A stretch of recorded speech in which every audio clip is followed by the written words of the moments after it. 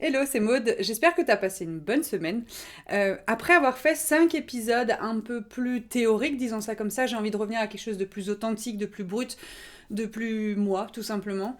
Et j'ai décidé de faire ce podcast aujourd'hui debout. C'est un essai, peut-être que je vais te gigoter dans tous les sens, peut-être que ça va juste être comme ça, tu vas même pas voir la différence. Bref, c'est un test. Et aujourd'hui, j'ai envie de te partager un bout de ma réalité. J'ai envie de te partager cette manière que j'ai de pouvoir rire de mes coups durs. En ce moment, je suis en plein coup dur.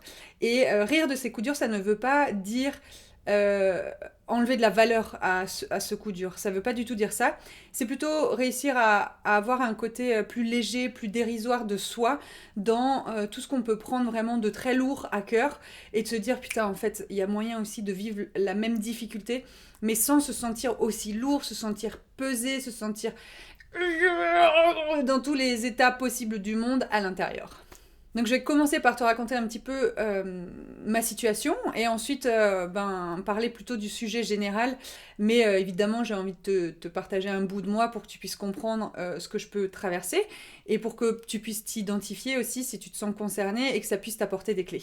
Donc en ce moment, moi si je suis en France, c'est vraiment pas pour le fun, c'est vraiment pas parce que j'ai eu envie de rentrer en France, mais plutôt parce que j'avais besoin de rentrer en France pour régler des choses qui me concernent et ça fait chier. Ça me fait grave chier d'être là, ça me fait grave chier de m'occuper de tout ça, mais j'en ai envie, j'en ai besoin. Et bref, je suis dans un truc un peu, tu sais, dans un paradoxe de bah oui, j'ai envie, je veux, il faut. Et c'est moi-même qui me dis il faut parce que c'est pour mon bien. Et j'ai l'autre côté, genre, putain de merde, fais chier, j'en ai marre d'être ici, et j'en ai marre de cette situation, et j'ai juste envie de me casser, et ce serait vachement plus facile, en fait, de me casser et de pas m'occuper de tout ça. Mais vu que j'aime bien me responsabiliser, du moins j'essaye de faire au mieux pour me responsabiliser de ce qui est important pour moi dans ma vie, et de ce qui compte, et de mes comportements, et de mes actes, et de tout ce que je peux générer, en fait, autour de moi, et manifester autour de moi, euh, et ben, j'ai envie de m'en occuper. Voilà. J'en ai pas envie, mais j'en ai envie. Est-ce que ça te parle, toi, ce genre de situation où il y a des trucs où ça te fait grave chier, mais tu sais que t'as pas le choix. T'as pas le choix parce que c'est pour ton bien, tu vois. Mais la période pendant laquelle ça se passe, putain, mais qu'est-ce que ça casse les couilles en fait, tu vois. Dis-moi que ça te parle, je suis sûre que ça te parle. Bref, c'est pour ça que je fais cet épisode aujourd'hui. Parce que quand on est dans le mal et qu'on a l'impression de patauger dans la boue et de se remuer dans la boue et de faire encore et encore des roulades dans la boue alors que c'est pas du tout agréable, en fait, ça peut être super fun, mais c'est pas vraiment agréable, et ben il faut trouver un moyen en fait de pas sombrer. Il faut trouver un moyen pour que la boue elle reste pas collée à ta peau, qu'elle sèche pas, qu'elle t'identifie pas à quelque chose de boueux. Enfin voilà, j'essaie de passer par des images pour faire comprendre le truc, mais c'est ce truc de comment faire en sorte pour que malgré le fait que tu vives quelque chose qui n'est pas du tout confortable, que tu puisses le vivre de manière plutôt confortable. Parce que rire de ces galères, même quand ça pique et que ça pique sévère, putain, mais qu'est-ce que c'est léger, qu'est-ce que ça fait du bien, qu'est-ce que ça libère, qu'est-ce que c'est... Ah oui, c'est dur. Oui, c'est pas facile. Oui, c'est lourd, c'est... Émotionnellement, il se passe des milliers de trucs. Mais putain, qu'est-ce que c'est possible aussi d'avoir ces moments où tu te dis genre... Ah, c'est bon, tout va bien aussi. En fait, ma vie n'est pas si merdique que ça et je peux continuer d'avancer et je peux avoir des projets et je peux me sentir libre de penser ça et faire ça et me sentir léger, légère et vivre avec beaucoup plus de panache que avec cette lourdeur qui écrase. Et surtout, c'est tout ce dont on a besoin en fait à ce moment dans notre vie. Voilà pour ma longue intro. Bienvenue dans le podcast L'expérience de soi. En plus, quand je suis dans ce genre d'état, je pars dans tous les sens. Ça va être génial cet épisode. Ici, on parle d'émotions, de stress, de résilience, de tout ça avec une bonne dose de vrai, du moins je fais de mon mieux, une bonne dose de brut et aussi de la douceur parce qu'on a tellement besoin de douceur. Un petit peu de fun, du pragmatisme et aussi des trucs complètement perchés. Bref, un petit mix de tout, un petit mix de la vie, un petit mix de couleurs, de contrastes et voilà, je te souhaite la bienvenue. Parce qu'en vrai, on n'est pas là pour faire comme si tout allait bien, mais plutôt pour avancer ensemble. C'est parti. Déjà, j'aimerais mettre un petit cadre à cet épisode, c'est que de 1, rire de ses coups durs, pour moi, ça ne signifie en aucun cas les minimiser, les effacer, les cacher sous un voile, faire comme si de rien n'était, enlever la gravité de l'événement, de ce qui peut être vécu, etc.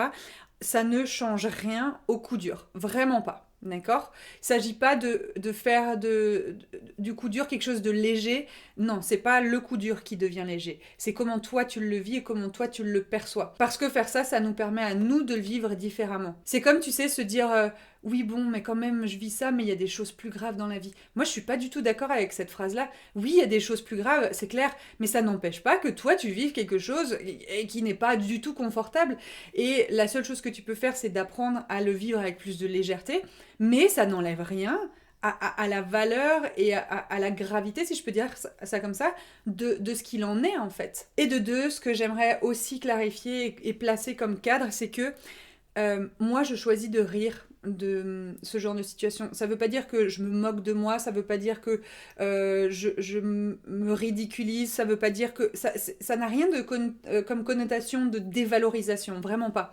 C'est juste que dans ces moments-là, on est déjà coupé de nos émotions, c'est pas facile, et c'est important de se rappeler que l'un n'existe pas sans l'autre. La joie n'existe pas sans la tristesse, l'amour n'existe pas sans la souffrance, ou peu importe les polarités qu'on peut trouver ensemble comme ça, mais ça n'existe pas l'un sans l'autre. Donc il y a de la place pour les deux.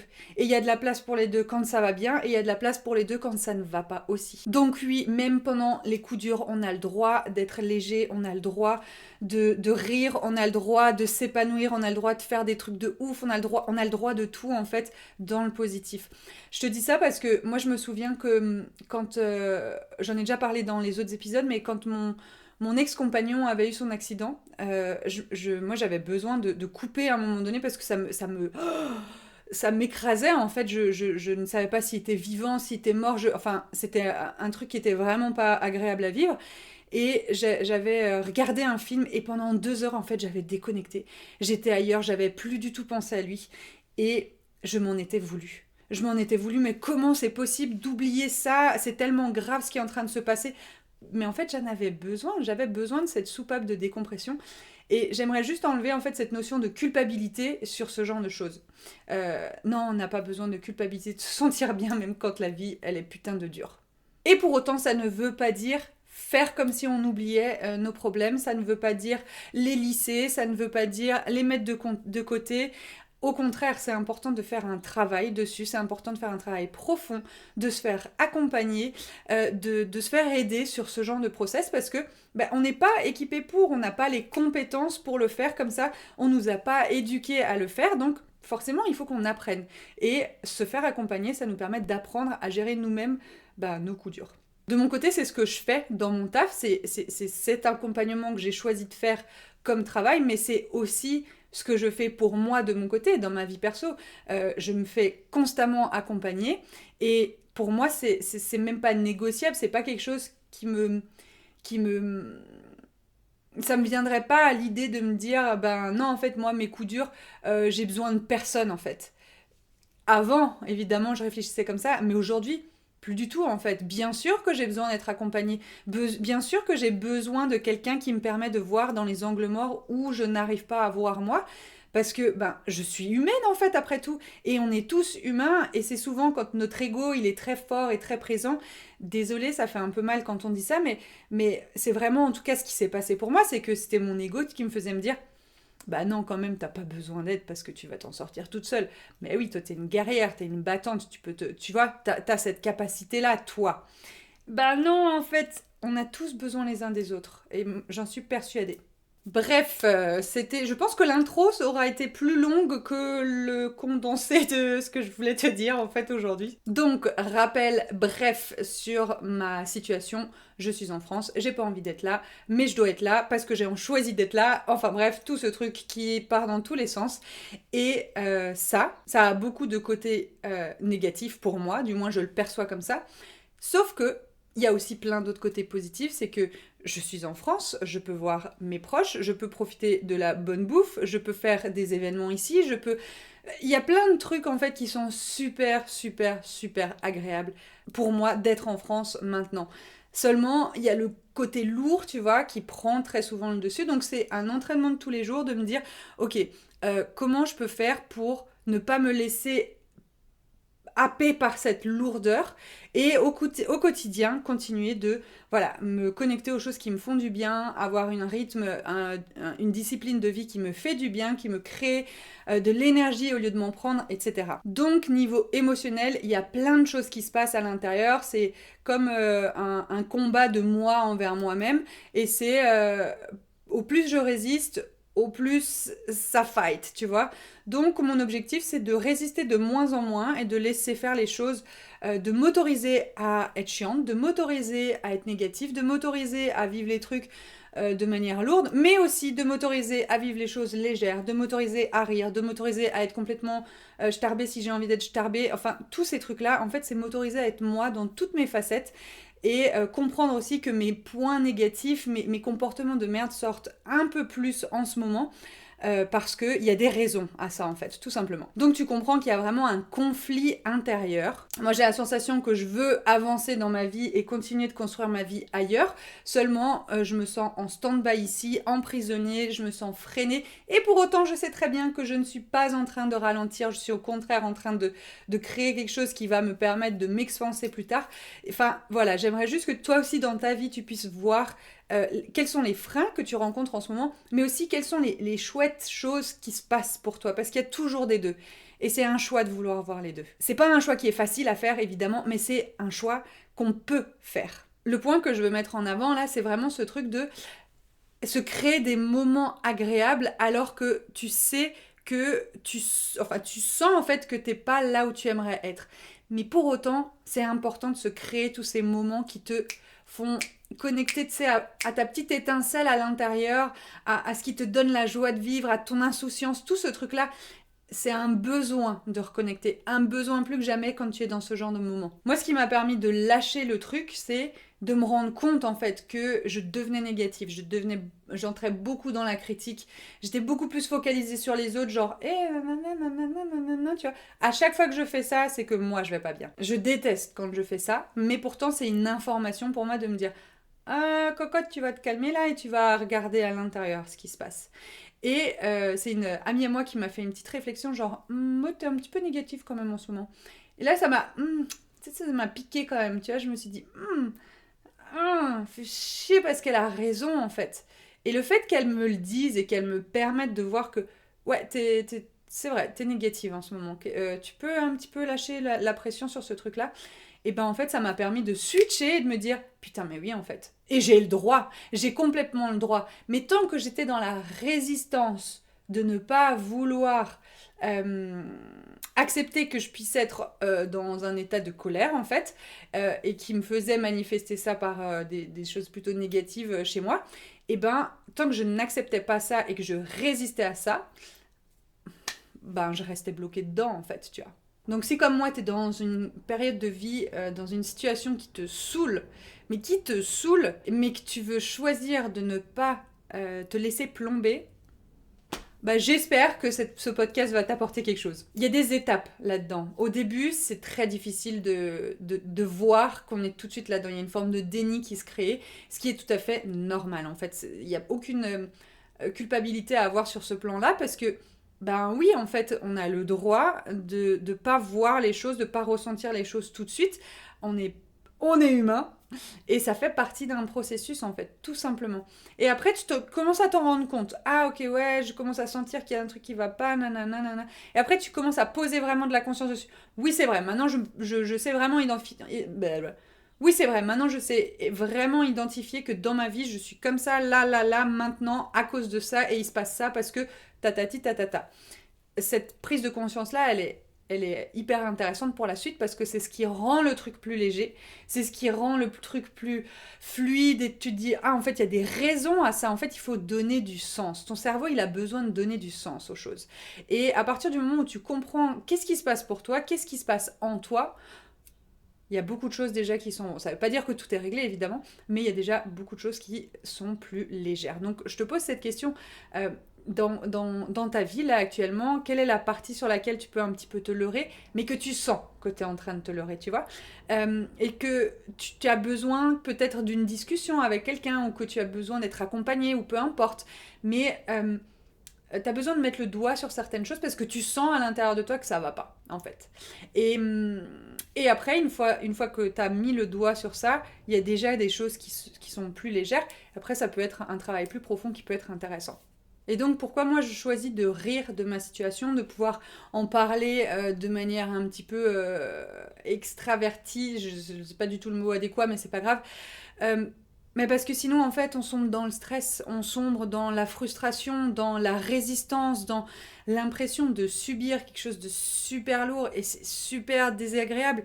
Et puis aussi, parce que le rire, c'est un moyen de reprendre le contrôle d'une certaine manière, et de casser le côté sérieux et grave de comment on se sent nous, pas de l'événement ou de ce qui se passe. Hein. Je clarifie, il y a vraiment deux choses différentes. Il y a le truc qui reste tel qu'il est, qui peut être complètement inadmissible, et il y a ce que toi tu ressens, où tu as le droit aussi de vivre quelque chose d'inadmissible de manière légère, sans pour autant entrer dans du leurre, sans pour autant entrer dans du déni, mais juste se dire, ok, moi j'ai le droit de le vivre différemment, et je choisis de le vivre différemment. Et aussi, parfois, le rire, ben, c'est aussi choisir de voir l'absurde, et ça évite en fait de chercher à tout comprendre. Et c'est salvateur aussi de ne pas forcément chercher à tout comprendre. Oui, c'est moi qui dis ça, moi qui suis tellement dans la réflexion et dans la compréhension et dans l'analyse et dans tous ces trucs. Mais aussi, oui, y a des phases du coup dans ce processus où tu te rends compte que, putain, mais en fait, chercher à comprendre là, y a pas lieu. C'est même pas un sujet. En fait, ce n'est même plus un sujet de vouloir chercher à comprendre. C'est juste ce truc, ça n'existe plus. Et ça te passe au-dessus, et du coup, tu arrives à... Ah, t'as dû perdre du poids là. Hein. Ce que je t'invite à faire, pourquoi pas, c'est comment est-ce que tu pourrais raconter à quelqu'un la situation que tu es en train de vivre actuellement et qui te pèse, sans pour autant la transformer en quelque chose de lourd. Sans pour autant faire en sorte que ce soit un truc qui soit... euh, insupportable en fait. Comment tu peux raconter sans enlever la gravité de la situation, mais plutôt en le racontant de manière, ben voilà, moi j'ai vécu ça, je le vis comme ça, et tatati et tatata, mais bon, et trouver des points positifs à la situation, des points qui peuvent être par exemple absurdes, dont on pourrait rire tellement c'est ouf, et tellement c'est pas croyable, et un petit peu ce truc de comment tu pourrais raconter la lourdeur de ton histoire à ton pote pour le faire marrer. Tu vois, c'est une question ou un exercice un petit peu foufou comme ça, je suis d'accord. Mais en réalité, essaye et vois ce que ça t'apporte de le faire de cette manière-là. Évidemment, je le dis très clairement, sans entrer dans une forme de déni, ça ne veut mais alors absolument pas dire faire comme si tout allait bien. Pas du tout. Le rire, ce n'est pas fuir, c'est plutôt trouver un moyen de ne pas se laisser écraser. Ça te permet de reprendre le contrôle de toi, même si tu ne contrôles pas la situation. Et ça peut aussi te permettre de continuer d'avancer sans trop te perdre. Et surtout, rappelle-toi aussi de quelque chose, c'est qu'on avance ensemble en partageant les moments fun et les moments moins fun. Et j'ai envie de terminer cet épisode sur cette phrase, c'est que les galères, c'est le jeu de la vie. Mais qui a dit qu'on n'avait pas le droit de rire tout en traversant la galère? Ce sera tout pour aujourd'hui. J'espère que j'ai pas gigoté dans tous les sens. J'espère que tu as pu apporter quelque chose de plus léger à ta situation actuelle. J'espère que j'ai pu te transmettre un petit peu de mon énergie. Je suis dans une énergie de colère actuellement, mais une colère pas, tu sais, qui te fout dans tous les sens. C'est vraiment une colère, une couleur, exactement, qui me nourrit et qui me donne de la force et qui me donne un feu. En fait, j'ai l'impression d'avoir un feu à l'intérieur de moi, mais un feu hyper agréable et pas un truc qui jaillit dans tous les sens. C'est vraiment quelque chose de puissant pour moi. Et je suis super contente de découvrir la colère de cette manière-là, parce que moi j'ai toujours découvert la colère sous forme d'excès, de pétage de câble, de crise, de trucs qui te foutent hors de toi, et du coup que tu ne vis pas vu que c'est tellement plus grand que toi. Et là je vis vraiment de la colère qui a du sens, qui me pose, qui a le droit d'être là, qui me connecte à mon corps, qui crée quelque chose en moi, plutôt que de me prendre quelque chose. Donc voilà, j'ai vraiment envie de te partager cette énergie-là dans laquelle je suis. C'est pour ça que je fais ce podcast de cette manière-là. Et voilà, j'espère que tu auras pu le recevoir, que ça aura pu t'apporter quelque chose.